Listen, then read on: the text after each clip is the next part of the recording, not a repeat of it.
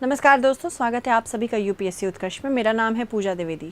Canada और India के relationship में कोई सुधार देखने को मिल नहीं रहा है। इनफैक्ट कनाडा ने रिसेंटली इंडिया को कह दिया है कि इंडिया एक सुरक्षा के लिए बहुत बड़ा चुनौती बन चुका है। यानी कि अगर सुरक्षा की बात करें, सुरक्षा के मद्देनज़र भारत को एक ख़तरा बता दिया गया है और यहाँ पे कनाडा और भारत के संबंध और ख़राब हो सकते हैं। तो चलिए देखते हैं इसके बारे में।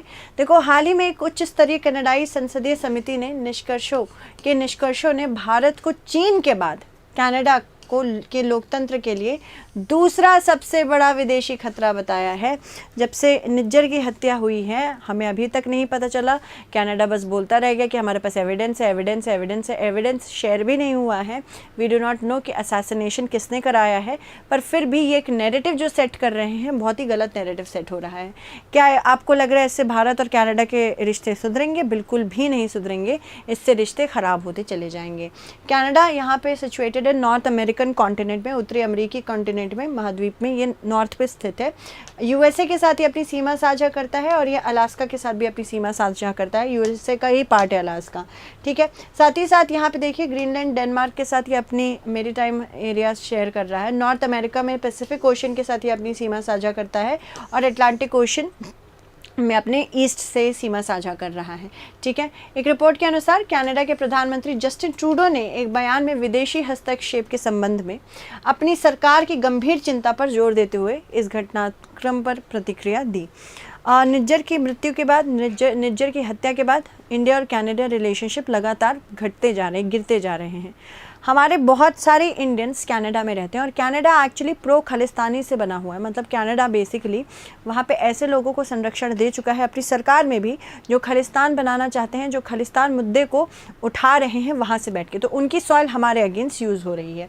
कनाडा की राष्ट्रीय सुरक्षा एवं खुफिया संसदीय समिति, जिसमें हाउस ऑफ कॉमन्स और सीनेट दोनों के शीर्ष सुरक्षा मंजूरी प्राप्त सदस्य शामिल हैं, इसने भारत कनाडा संबंधों में तनाव के दौरान ये रिपोर्ट जारी की, जो कि अच्छी बात नहीं है।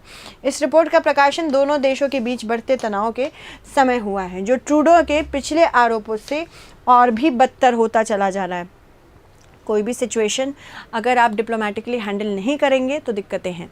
अगर जस्टिन ट्रूडो की सरकार की बात करें, इनकी सरकार समर्थन से बनी है। जैसे हमारे यहाँ भी सरकार अब एक किसी पार्टी से तो नहीं बन पा रही है, 240 ही लेके आई है, हाईएस्ट विनिंग पार्टी, तो इसको अब अलायंस बनाना पड़ा है। अब यहाँ पे कनाडा में जस्टिन ट्रूडो की भी जो सरकार है वो अलायंस से बनी है।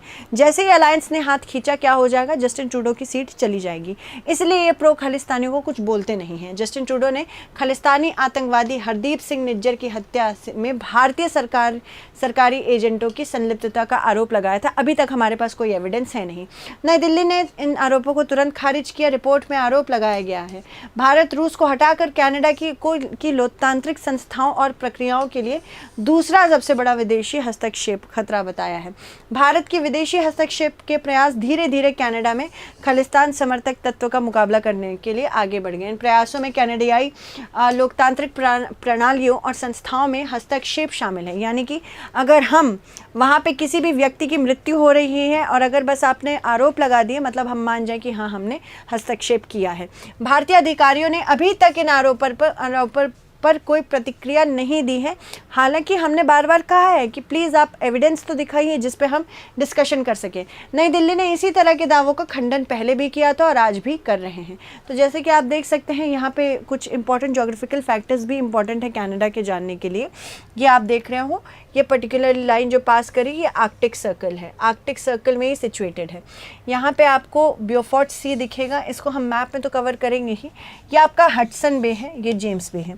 कनाडा का ओंटारियो एरिया बहुत इंपॉर्टेंट है और विनीपेग, रेजिना, कैलगरी, ये सब कुछ एरियाज़ है जो बहुत ज़्यादा न्यूज़ में रहते हैं। ओटावा ये है, ये टोरंटो है, फिर उसके बाद क्यूबेक का एरिया है, शार्लटन है, फ्रेडरिक्टन है, सेंट जॉन्स है। सो ये सारे एरियाज़ बहुत ज़्यादा अभी न्यूज़ में हैं, इसीलिए मैप पे दिखाना ज़रूरी था। देखो, जैसे ही भारत आज़ाद हुआ, भारत ने कनाडा के साथ डिप्लोमेटिक रिलेशंस, राजनयिक संबंध मेंटेन कर लिए। भारत और कनाडा दोनों संघीय ढांचे में समानता साझा करते हैं, यानी कि हम भी फेडरल हैं, हम भी बहुत सारे स्टेट्स से बने हैं, वैसे ही कनाडा भी है जो बहुत सारे स्टेट से बना हुआ है, क्योंकि एक मजबूत केंद्र के साथ संघ और केंद्र में अवशिष्ट शक्तियों को निहित करने जैसी संविधान की कई विशेषताएं हमने कैनेडियन संविधान से भी लिए हैं। यानी कि जिस तरह का उनका संविधान है फेडरल स्ट्रक्चर को सपोर्ट करता है और यहाँ पे स्ट्रॉन्ग सेंटर होना चाहिए, केंद्र सरकार मजबूत होनी चाहिए, ये हमने कनाडा से ही लिया है। शीत युद्ध के युग के दौरान दोनों देशों को अपनी साझा राष्ट्रमंडल स्थिति और संयुक्त राष्ट्र जैसे अंतर्राष्ट्रीय संस्थानों के लिए आपसी समर्थन के कारण समान आधार मिले। हालांकि अगर कोरिया, हंगरी एवं वियतनाम जैसे वैश्विक संकटों पर मतभेद की बात करें तो यहाँ पे मतभेद तो हमारे बनते ही रहे। 1980 के दशक में कनाडा ने भारतीयों का आप्रवासन बढ़ने से भारतीय संबंधों में कनाडा की रुचि फिर से जागृत हुई, क्योंकि वहाँ बहुत इंडियंस रह रहे थे, तो एक सॉफ्ट पावर था हमारा कि भाई इतने इंडियंस रह रहे हैं यहाँ, काम कर रहे, लॉ अबाइडिंग सिटीजन्स हैं, प्लस हमारी इकोनॉमी में भी हेल्प कर रहे हैं, तो कनाडा ने इंटरेस्ट दिखाया इंडिया में। व्यापार और सुरक्षा सहयोग की सीमित भावनाओं के बावजूद रिश्तों को पुनर्जीवित करने के प्रयास किए गए। फिर उसके बाद 1998 में जब हमने यहाँ पे न्यूक्लियर टेस्टिंग की, उसके बाद कनाडा हमसे फिर से रूठ गया। यद्यपि हाल ही के वर्षों में देखें तो व्यापार और निवेश इन दोनों देशों के संबंधों का आधार बन गए हैं, साथ ही साथ आगे के विकास की अपार संभावनाएं हैं। तो यहाँ पे कनाडा को समझना होगा कि जहाँ पे आपके किसी कंट्री के साथ रिलेशनशिप अच्छे रह सकते हैं उसे मेंटेन करिए। अप्रैल 2015 में भारत के प्रधानमंत्री की कनाडा यात्रा ने द्विपक्षीय संबंधों को रणनीतिक साझेदारी के रूप में बदला। हाल ही के वर्षों में दोनों देशों में आपसी महत्व के कई क्षेत्र में द्विपक्षीय संबंध बन रहे हैं। स्पेशली अगर हम फाइनेंशियल देखें तो भारत और कनाडा के बीच द्विपक्षीय व्यापार प्रतिवर्ष $6 बिलियन का था और कनाडा में भारतीय निवेश मूल्य $4 बिलियन से अधिक था। इन्वेस्ट इंडिया ने कहा है कि अप्रैल 2022 से 23 के बीच में लगभग $3,306 मिलियन के कुल निवेश के साथ कनाडा भारत में 18वां सबसे बड़ा विदेशी निवेशक है। तो अगर पूछा जाए कनाडा का क्या इंटरेस्ट है इंडिया में, इन्वेस्टमेंट इंडिया में कनाडा के बहुत हैं। दोनों देश एक व्यापक आर्थिक साझेदारी समझौते कॉम्प्रिहेंसिव इकोनॉमिक पार्टनरशिप अग्रीमेंट के लिए तकनीकी वार्ता में भी अभी संलिप्त हैं। साथ ही साथ वस्तुओं और सेवाओं का व्यापार भी इसमें शामिल है। तो किस तरह से दोनों एक दूसरे को मार्केट दे सके वो भी हम करने की कोशिश कर रहे हैं। कनाडा में अध्ययनरत भारतीय छात्र भी बहुत ज़्यादा हैं और अंतर्राष्ट्रीय छात्रों की कुल संख्या है उसमें 40% हमारी संख्या है। कनाडा का बौद्धिक संपदा कार्यालय इंटेलेक्चुअल प्रॉपर्टी ऑफिस और भारत का औद्योगिक नीति एवं संवर्धन विभाग बौद्धिक संपदा अधिकार के क्षेत्र में सहयोग लगातार कर रहा है। इनफैक्ट इसरो जो हमारी स्पेस एजेंसी और कनाडा की स्पेस एजेंसी के बाह्य अंतरिक्ष अन्वेषण एवं उपयोगिता पर समझौता ज्ञापन पर हस्ताक्षर भी किया है। तो हम यहाँ चाहते हैं कि कनाडा के साथ बेसिकली जो हमारे रिलेशनशिप हों वो मेंटेन रहें, वो कहीं जाए ना, वो कंटिन्यूअस अच्छे बने रहें। साथ ही साथ इसरो के वाणिज्यिक शाखा अंतरिक्ष ने कनाडा के लिए कई उपग्रह लॉन्च किए हैं, छोटे उपग्रह लॉन्च किए हैं। इसरो द्वारा 2098 में भारतीय अंतरिक्ष केंद्र श्रीहरिकोटा से लॉन्च किए गए इसके 100वें सैटेलाइट PSLV में कनाडा का पहला लो अर्थ ऑर्बिट उपग्रह भी शामिल था। तो यहाँ पे कनाडा के साथ हमारे संबंध लगातार अच्छे हो रहे थे, पर बीच में क्योंकि यहाँ पे राजनीतिक दृष्टिकोण से अगर हम देखें डोमेस्टिक जो कंट्री के इश्यूज़ हैं, क्योंकि बिल्कुल कोई भी प्राइम मिनिस्टर क्यों चाहेगा भाई उसकी सत्ता चली जाए, तो यहाँ पे सेम चीज़ जस्टिन ट्रूडो के साथ हुई। जस्टिन ट्रूडो नहीं चाहते थे उनकी सत्ता जाए, इस वजह से वो ऐसे लोगों का सपोर्ट ले रहे हैं जो प्रो खालिस्तानी हैं, जो खालिस्तान अलग से बनाना चाहते हैं भारत और पाकिस्तान के हिस्से मिला के। भारत सरकार ने कनाडा के भीतर कुछ सीमित समूहों की उपस्थिति एवं गतिविधियों पर जिनको खालिस्तानी कहा जाता है उन पर चिंता जताई थी और बात करने की भी कोशिश की थी। कनाडा में खालिस्तानी मुद्दों की वकालत करने वाले मुखर सिख प्रवासी की उपस्थिति कुछ ज़्यादा ही हो गई है। इन्होंने इंदिरा गांधी के असैसिनेशन को एक उत्सव की तरह भी मनाया था जिस पे भारत बहुत चिंतित हुआ था। भारत ने कनाडा स्थित खालिस्तान समर्थकों के प्रभाव के बारे में चिंता व्यक्त की, पर देखा जाए तो कैनेडियन प्राइम मिनिस्टर ने इसके लिए कुछ खासा किया नहीं। सितंबर 2023 में ज़्यादा तनाव बढ़ गए। खालिस्तानी मुद्दे पर भारत और कनाडा के बीच में तनाव फिर से बढ़े। कनाडियाई प्रधानमंत्री पर एक सिख अलगाववादी की हत्या ने भारत पर एक सिख अलगाववादी की हत्या का आरोप भी लगाया और उसके बाद भारत ने इसका खंडन किया।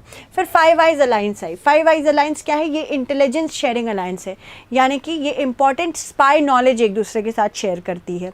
जैसे कि कुछ आपको खुफिया बातें पता चली, आप दूसरे को बताइए, तो एक स्पाई अलायंस है। तो इसी तरह फाइव आइज अलायंस में Australia, Canada, New Zealand, United kingdom और संयुक्त राज्य अमेरिका शामिल हैं। ये खुफिया साझाकरण नेटवर्क है। हाल ही में एक हस्ताक्षर में कनाडा ने अमेरिका राजदूत से कहा कि फाइव आइज साझेदारियों के बीच में साझा खुफिया जानकारी ने कनाडा को कनाडियाई प्रधानमंत्री द्वारा किए गए दावों तक ले जाने में मदद की है। यानी कि जो हमें नहीं पता है वो फाइव आइज़ को पता है। हम मतलब हमको बता ही नहीं रहे हैं कि सच में क्या हम इन्वॉल्व थे। हाल ही में नई दिल्ली में आयोजित, हाल ही में मतलब G20 शिखर सम्मेलन, जब भारत इसका प्रेसिडेंट था, तब भारत और कनाडा के बीच कोई द्विपक्षीय वार्ता हो नहीं पाई, क्योंकि जब सॉवरेंटी और इंटेग्रिटी का टॉपिक आता है, इंडिया हमेशा चाहेगा कि इंडिया सॉवरेन रहे, इंटेग्रल रहे, इंपॉर्टेंट रहे अलग अलग कंट्रीज़ के लिए। So that is why it is important कि हम अपनी संप्रभुता बरकरार रखें। तो संप्रभुता बरकरार रखने के लिए अगर हमें किसी खालिस्तानी सपोर्टर को कुछ कॉल आउट भी करना होगा तो कोई दिक्कत नहीं है। कश्मीर की राजनीतिक स्थिति जैसे मुद्दों पर भिन्न दृष्टिकोण के कारण भी, मतलब हमारा दिक्कत है वो, कश्मीर अगर प्रॉब्लम है तो भारत की प्रॉब्लम है, तो आप क्यों उसमें बोल रहे हैं? हम तो कभी नहीं कहते क्यूबेक आपकी प्रॉब्लम है। व्यापार वार्ता में भी विराम हो गया इसकी वजह से। जो हमारे बहुत सारे कॉम्प्रिहेंसिव ट्रेड एग्रीमेंट्स चलने वाले थे उस पर भी विराम हो गया। वीज़ा और अप्रवासन नीतियाँ भी बढ़ी।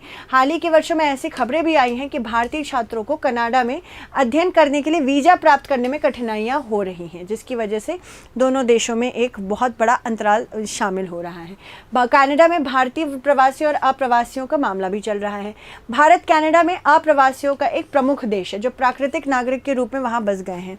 साथ ही साथ अधिकांश के पास भारत की विदेशी नागरिकता OCI जीवन भर का भारतीय वीजा या अर्ध दोहरी नागरिकता भी है। साथ ही स्थायी निवासी जिनमें निवेशक, उद्योगपति भी वहाँ पे रहते हैं। उच्च कुशल ज्ञान पेशेवर से लेकर निम्न और मध्यम कुशल सेवा कर्मचारी भी शामिल हैं, जो कि वहाँ की इकोनॉमी को बढ़त देते जा रहे हैं। बसे हुए भारतीय प्रवासियों के अलावा अस्थायी आगंतुक भी वहाँ पे हैं, जो वहाँ बस पर्यटक करने आते हैं, कुछ सीखने जाते हैं। कनाडा की जो 2021 की जनगणना हुई थी उसमें बताया गया था कि देश में भारतीय मूल 1.86 मिलियन से अधिक लोग रहते हैं, जो कि काफ़ी हद तक बहुत बड़ी, मतलब बहुत एक बड़ी पॉपुलेशन है। अर्थात देश के 36.99 मिलियन आबादी के लगभग 5% और 32 मिलियन मजबूत वैश्विक भारतीय प्रवासी का 5.8% है। अप्रवासन, शरणार्थी और नागरिकता कनाडा की बात करें कि आंकड़ों ने बताया, 2022 के आंकड़े हैंगे। 22 में अंतर्राष्ट्रीय छात्रों के लिए 225,940 या 549,260 कुल अध्ययन परमिट में से 40% से अधिक भारतीयों को वीज़ा जारी किए गए हैं। भारत कनाडा संबंधों में बहुत सारी चुनौतियां हैं। सबसे पहली तो व्यापार चुनौतियां, उससे सबसे बड़ी खालिस्तानी चुनौती है, फिर व्यापार चुनौतियां हैं। दोनों देशों में टैरिफ और गैर टैरिफ एक दूसरे के लिए मार्केट में बहुत सारे टैक्स और नॉन टैक्स बैरियर रखे हुए हैं, ताकि उनका सामान हमारे यहाँ आके महंगा हो जाए और हमारा सामान उनके यहाँ जाके महंगा हो जाता है, जिसकी वजह से दोनों एक दूसरे को मार्केट स्पेस नहीं दे रहे हैं। हाल ही में भारत और कनाडा के बीच मुक्त व्यापार समझौते पर वार्ता रोक दी गई है। यूके के साथ हम चाह ही रहे हैं फ्री ट्रेड एग्रीमेंट हो, जिसकी वजह से उनके देश में हम चीज़ें भेज सके और हमारे देश में वो चीज़ें भेज सके। हम चाहते हैं इस प्रकार का हमारा एक व्यापार बने, पर यहाँ कनाडा के साथ रोक दिया गया है। कनाडा ने कृषि आयात पर भारत के प्रतिबंधों के बारे में भी चिंता व्यक्त की है। ठीक है, मानवाधिकार मुद्दे भी जोड़े हैं। कनाडा कहता है भारत कश्मीर में बहुत सारी मानवाधिकार का हनन कर रहा है, साथ ही साथ यहाँ के मुसलमानों के खिलाफ भी कार्य कर रहा है, जो कि बिल्कुल भी सत्य नहीं है। दूसरी ओर भारत ने हिंदू अल्पसंख्यकों और धार्मिक स्थलों पर हमले की चिंता जताई है। वहाँ पे कनाडा में जितने हिंदू धर्म स्थल है वहाँ पे खालिस्तानी ओपनली अटैक करते हैं, बट कनाडा उसके अगेंस्ट कुछ करता नहीं है। इन मुद्दों को राजनयिक तनाव और मानवाधिकारों के प्रति उनके संबंधित दृष्टिकोण से मतभेद पैदा कर दिए हैं। वीज़ा और अप्रवासन के भी मुद्दे चल रहे हैं, क्योंकि हमें भी वहाँ वीज़ा मिलने में दिक्कत हो रही है। भू राजनीतिक मुद्दों के बारे में बात करें तो अफगानिस्तान, ईरान, चीन, पाकिस्तान और आतंकवाद जैसे बहुत मुद्दे हैं। भारत और कनाडा के दृष्टिकोण से या दोनों के हित परस्पर बनाने के लिए हमें इनसे कोऑर्डिनेट करना पड़ेगा। कश्मीर में राजनीतिक स्थिति और कनाडा में खालिस्तान आंदोलन जैसे मुद्दे पर दोनों में असहमति दिखी है। खालिस्तान के मुद्दे को हल करना सबसे इम्पॉर्टेंट है। ऐसे ओपनली नैरेटिव की लड़ाई नहीं होनी चाहिए, जो कि कनाडा करने की कोशिश कर रहा है। अगर आप नैरेटिव की लड़ाई करेंगे तो आप जीतेंगे नहीं, ना हम जीतेंगे। आपको एक मुद्दे को सुलझाना है। सुलझाने के लिए आपको ये ध्यान रखना होगा कि दूसरी कंट्री की सिक्योरिटी ना जाए। अगर आपको पता है आपकी कंट्री से किसी दूसरे हेड ऑफ स्टेट के लिए खुलेआम धमकियां मौत की दी जा रही हैं, तो आप क्या करेंगे? आप उन्हें कंट्रोल करने की कोशिश करेंगे, पर नहीं, आपने उन्हें कंट्रोल नहीं किया। आर्थिक विविधीकरण करना है। उभरती प्रौद्योगिकियों, नवीकरणीय ऊर्जा और स्वास्थ्य देखभाल जैसे क्षेत्रों में हम बहुत अच्छे से कोऑर्डिनेट कर सकते हैं कनाडा के साथ। कनाडा को ये समझना पड़ेगा। सांस्कृतिक विनियमन के बारे में बात करें, सांस्कृतिक आदान प्रदान कार्यक्रम स्पेशली यहाँ बहुत बढ़ सकते हैं। रीज़न इसका ये है क्योंकि वहाँ बहुत भारतीय रह रहे हैं, तो इस मुद्दे पर भी हमें देखना पड़ेगा। प्रमुख रणनीतिक क्षेत्रों में सहयोग करना होगा, स्पेशली अगर बात करें इंडो पैसिफिक रीजन में। जो कि ट्रेड के लिए बहुत ज़रूरी है। रेड सी में यहाँ पे इंडिया इनके साथ काम कर सकता है। चलिए आगे बढ़ते हैं, एक मेंस का क्वेश्चन देख लेते हैं। भारत कनाडा के संबंधों में तनाव के हालिया कारणों पर चर्चा करते हुए भारत कनाडा संबंधों में विद्यमान चुनौतियों पर संक्षिप्त टिप्पणी कीजिए। निम्न कथनों पर विचार कीजिए। Five eyes Australia, Canada, New Zealand, United kingdom और संयुक्त राज्य अमेरिका के एक खुफिया साझाकरण नेटवर्क है। इसरो की वाणिज्यिक शाखा अंतरिक्ष ने कनाडा के लिए कई नैनो उपग्रह लॉन्च किए हैं। तो आपको बताना होगा कौन सा कथन सत्य है। 2 मिनट मुझे दीजिएगा, मैं उन बच्चों का नाम लेना चाहती हूँ जिन्होंने मेरा लास्ट आंसर सही दिया है जब मैंने क्वेश्चन पूछा था। बस 2 मिनट दीजिएगा मुझे। कल काफ़ी स्टूडेंट्स ने आंसर किया है। ऑप्शन सी करेक्ट था, तो निधि ने सही आंसर दिया है, जल ने सही आंसर नहीं, भूरी ने सही आंसर दिया है, गुड़िया ने सही आंसर दिया है। बेटा गुड़िया सी है आंसर बच्चे। कर्तव्य ने सही आंसर दिया। Thank you so much everyone answer देने के लिए। इसका भी आंसर करिए ताकि नेक्स्ट क्लास में मैं आपको शाउट आउट दे सकूं। Also I would like to request कि उत्कर्ष क्लासेस अपनी जर्नी में, उत्कर्ष क्लासेस का मेन चैनल 13 मिलियन सब्सक्राइबर्स को पूरा करने वाला है। मेक श्योर आप सब्सक्राइब करें और हमारे सपने को पूरा करें। Thank you so much.